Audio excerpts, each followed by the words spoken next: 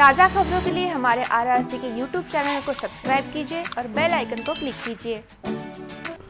मलकापुर के बैकुंठ धाम में मृतदेव की अवहेलना होने के मामले सामने आ रहे हैं।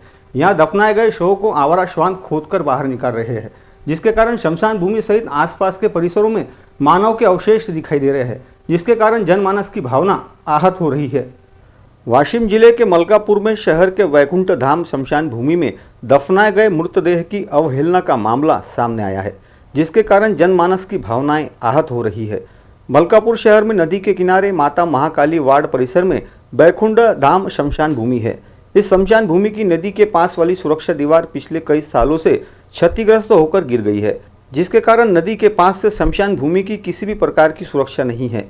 इस शमशान भूमि में सभी समाज के मृतदेह पर अंतिम संस्कार किया जाता है, जिसमें अग्निदाह के अलावा समाज की मान्यता के अनुसार कई मृतदेह की दफन विधि की जाती है।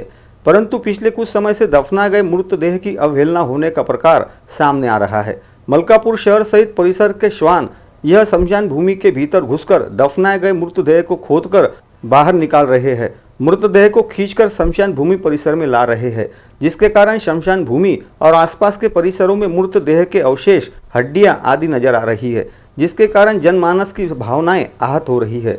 यहाँ की शमशान भूमि में कई प्रकार की सुविधाएं की जा रही है, परंतु सुरक्षा दीवार की ओर कोई ध्यान देने को तैयार नहीं है, जिसके कारण इस प्रकार की घटनाएं हो रही है।